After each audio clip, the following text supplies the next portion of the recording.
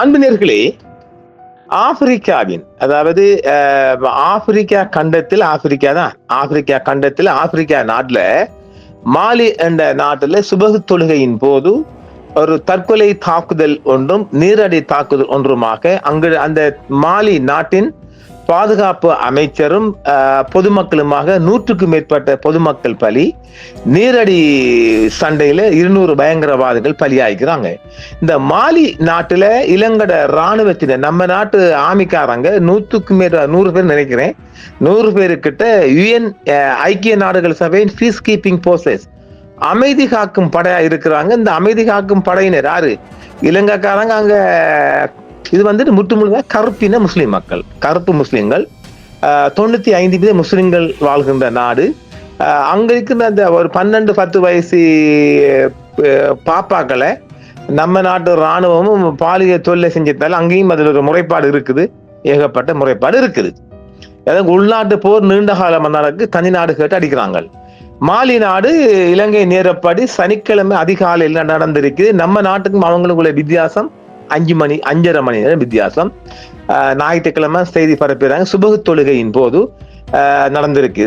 தலைநகர் பமாகோவிற்கு அருகில் உள்ள காட்டி நகரில் ஒரு மசூதியில் தொழுகையில் ஈடுபட்டிருந்தவர்கள் உட்பட பாதுகாப்பு அமைச்சர் சாடியோ கேமரா, அவரது குடும்ப உறுப்பினர்கள் மற்றும் ஏராளமான பொதுமக்கள் படுகொலை செய்யப்பட்டிருக்கிறார். இதுதான் உலகத்திலே மிகவும் பரபரப்பான செய்தியாக இன்றைய திங்கட்கிழமை இரவு செய்தியாக இருக்கின்றது. வாங்க செய்திக்குள்ள போயிடுமா? வணக்கம். நம்ம புதிய அப்டேட்டும் அதிரடி செய்திகளும் உடனுக்குடன் பெற இப்பவே நம்ம வாட்ஸ்அப் சேனலை ஃபாலோ பண்ணுங்க. ஃபாலோ பண்றது எப்படி? இந்த வீடியோ டிஸ்கிரிப்ஷன்ல இருக்கிற லிங்கை கிளிக் பண்ணுங்க. நேரடியா சேனலுக்கே போயிடலாம். அதுக்கு பிறகு ஃபாலோ பட்டனை கிளிக் செய்யுங்க. முக்கியமா பெல் ஐகானை ஆன் பண்ணுங்க. அப்பதான் நம்ம புதிய வீடியோஸ் உடனே உங்களுக்கே வரும். Latest news, viral updates and exclusive videos எல்லாமே உடனுக்குடன் பெற இப்பவே ஃபாலோ பண்ணுங்க சன்ரைஸ் இந்தியா டிவி. ஆப்பிரிக்க கண்டத்தில் அமைந்துள்ள ஒரு நாடுதான் மாலி. இது ஆப்பிரிக்காவின் மேற்கு பகுதியில் வெஸ்ட் ஆப்பிரிக்கா நிலப்பரப்பால் சூழப்பட்ட ஒரு நாடாகும். அதாவது இந்த நாட்டை சுற்றி நிலப்பகுதிகளே உள்ளன, நேரடி கடல் எல்லைகள் கிடையாது. ஆப்பிரிக்காவின் 8வது பெரிய நாடான இது அளவில் மிகப்பெரிய நாடு, கொஞ்சம் அரிய நாடும் கூட. வடக்கே அல்ஜீரியா, கிழக்கே நைஜர், தெற்கே ஐவரி கோஸ்ட் மற்றும் கினியா, மேற்கே செனகல் மற்றும் மூரித்தானியா ஆகிய நாடுகளை கொண்ட எல்லைகளை கொண்ட ஒரு பெரிய நாடு. மாலி ஆப்பிரிக்க கண்டத்தில் இருந்தாலும் அதன் வடக்கு பகுதி புகழ்பெற்ற சஹாரா பாலைவனத்தை இவங்க துவாரக் என்ற ஒரு கிளர்ச்சி குழு தான் இதை முற்றுமுழுதாக கொண்டோல வச்சுக்கிறாங்க. இந்த 2 குழுக்களுக்கும் IS பயங்கரவாதிகள் இருக்கிறாங்க, பார்த்துக்கொள்ளுங்களேன். ஆப்பிரிக்க கண்டத்தின் பாதுகாப்பு மற்றும் அரசியல் மாலி ஒரு மிகப்பெரிய முக்கியமான புள்ளியாக இருப்பதால் ரஷ்ய ஆதரவு கொண்ட நாடு. இப்ப நீ யாரு எதிரி என்று பிடித்துக் கொள்ளுங்களேன். அதனால் அமெரிக்கா மற்றும் ஐரோப்பிய நாடுகள் அங்கு இவ்வளவு பெரிய ஆர்வம் காட்டுகின்றன. பாதுகாப்பு அமைச்சர் ஜெனரல் சாடியோ கேமரா, அவர் 2வது மனைவி மற்றும் 2 பேர குழந்தைகள், பாதுகாப்பு அமைச்சரின் இல்லத்தில் இருந்த மெய்காப்பாளர்கள் மற்றும் பாதுகாப்பு படையினர் பலர் உயிரிழந்திருக்கிறாங்க. அமைச்சரின் இல்லத்துக்கு அருகே இருந்த மசூதி மற்றும் கட்டிடங்கள் குண்டுவெடிப்பில் இடிந்து விழுந்ததில் 100கணக்கான பொதுமக்கள், தொழுகையில் இருந்தவர்கள் உட்பட உயிரிழந்துள்ளதாக அஞ்சப்படுகிறது. ஆரம்ப கட்ட தகவலின் அடிப்படையில் 16 பேர் காயமடைந்ததாக தெரிவிக்கப்படுகிறது. வெடிபாடுகளில் சிக்கியவர்கள் எண்ணிக்கையும் இன்னும் அதிகமாக இருக்கும் சொல்லப்படுகிறது. நாடு முழுவதும் நடத்தப்பட்ட தேடுதல் மற்றும் பதிலடி தாக்குதல்களில் சுமார் 200க்கும் மேற்பட்ட பயங்கரவாதிகள் கொல்லப்பட்டுள்ளனர். சில ரஷ்ய ஆதரவு ஆப்பிரிக்க காப்ஸ் தரப்பு தகவல்கள் இதை 100 தாண்டிகள் சொல்லப்படுகிறது. மாலி பாதுகாப்பு அமைச்சர் சாடியோ கேமரா மற்றும் அவரது குடும்ப உறுப்பினர் உட்பட 100கணக்கானோர் இந்த கொடூர தாக்குதலில் பலியாயிருக்கின்றார்கள். பதிலடி தாக்குதலில் 200 கிளர்ச்சி பயங்கரவாதிகள் கொல்லப்பட்டிருக்கிறார்கள்.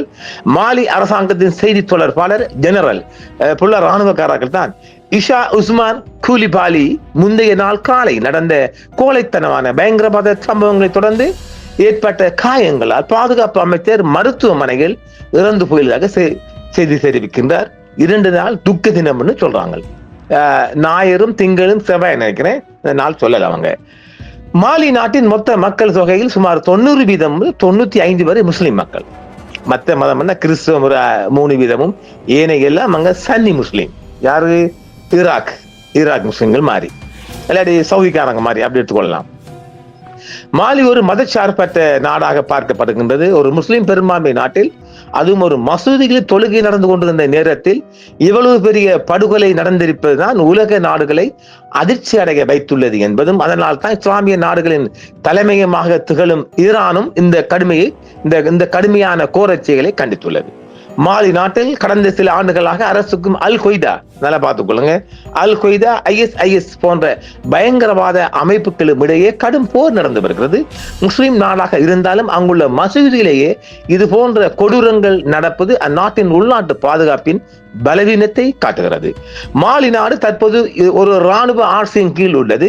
2021 நடந்த ராணுவ புரட்சிக்கு பிறகு அங்க அசிமி கொய்தா தலைமையிலான ராணுவ அரசு ஆட்சியில் இருக்கிறது.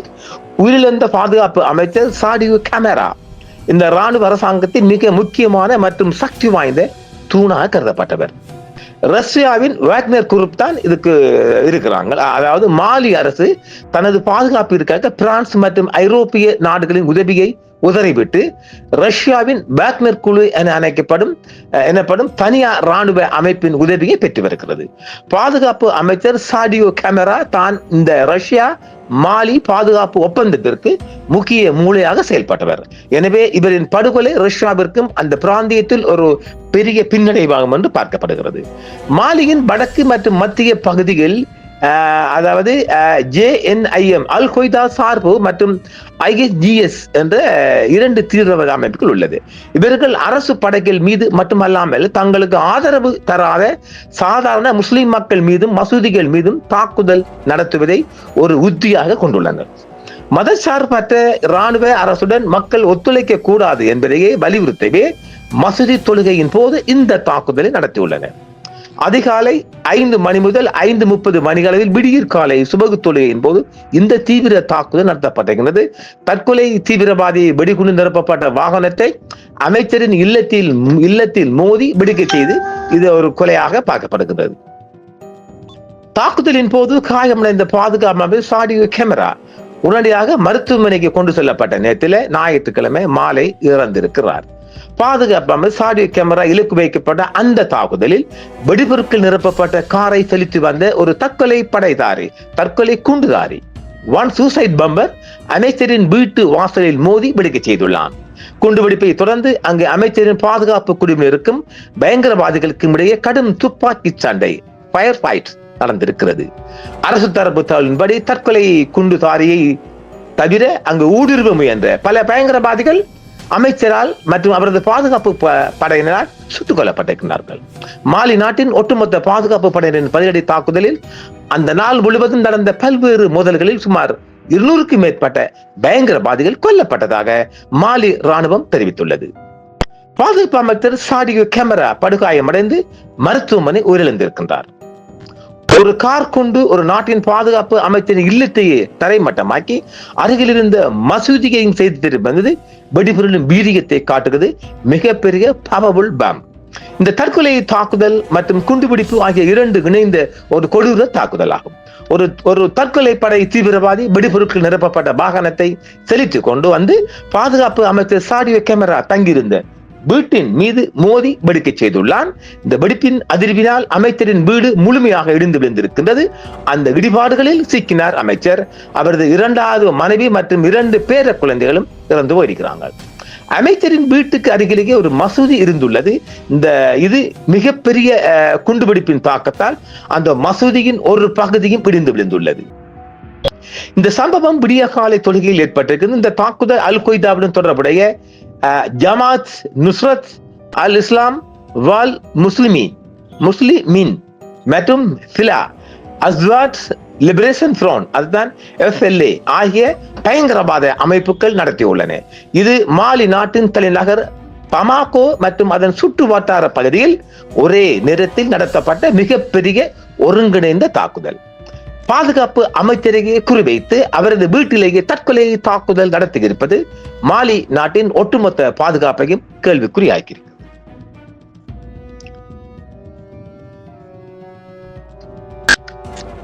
மாலியின் வடக்கு பகுதியில் தனிநாடு கோரும் கிளர்ச்சி குழுக்களும் சில ஜிஹாதி அமைப்புகளும் இணைந்து ஒரு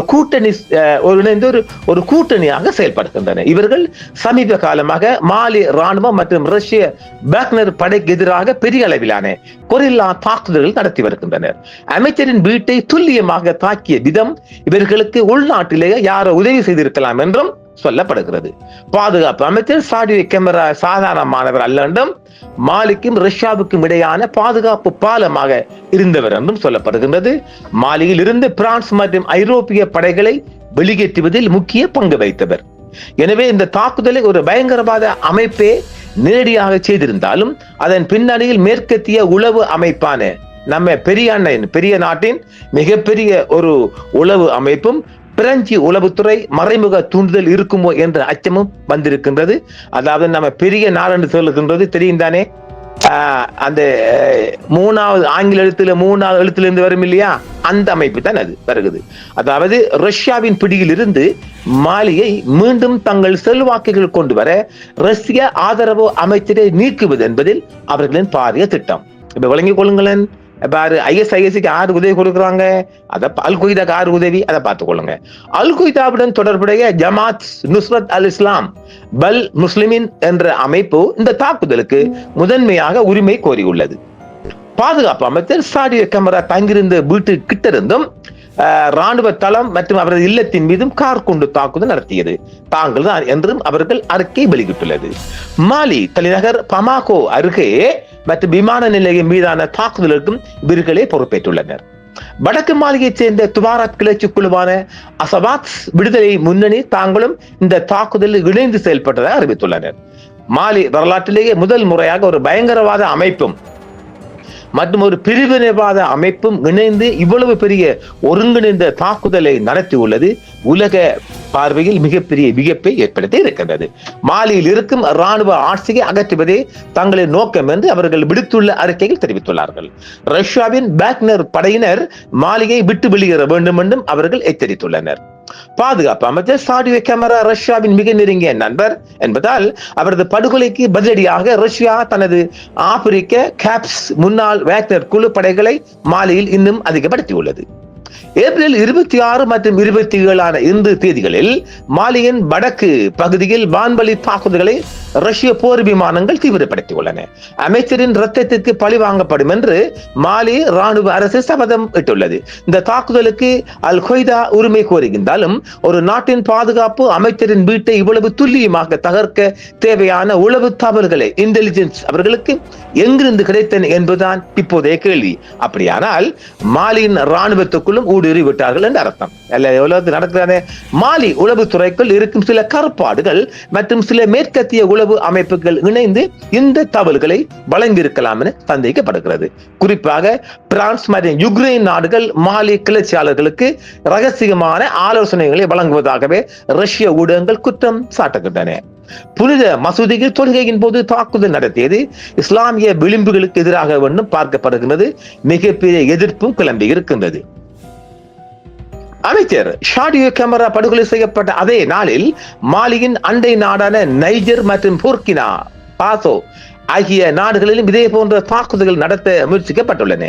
இது ஒட்டுமொத்த ஆப்பிரிக்காவின் இஸ்லாமிய தீவிரவாதத்தின் பிடிக்கில் கொண்டு வரும் என்று ஒருங்கிணைந்த சதி என்று தோன்றலை இல்லையா? அதான் உண்மை.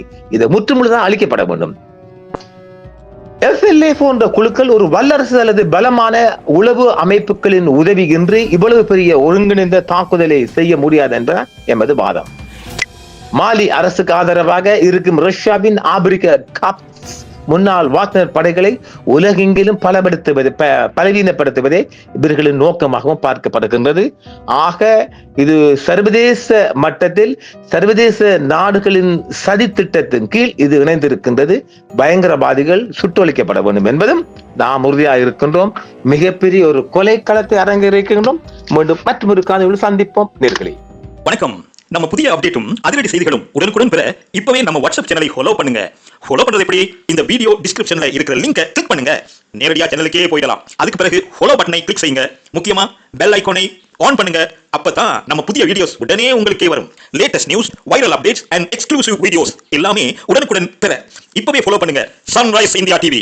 என்றும் உங்களுடன் சன்ரைஸ் இந்தியா டிவி. சப்ஸ்கிரைப் பண்ணுங்கள், பெல் பட்டனையும் கிளிக் செய்யுங்கள். உங்கள் ஆதரவே எங்கள் சேவை. ஆதரவு தாருங்கள், அரவணைப்போம். மறக்காம சர்ப்ரைஸ் பண்ணுங்க. தேங்க்யூ.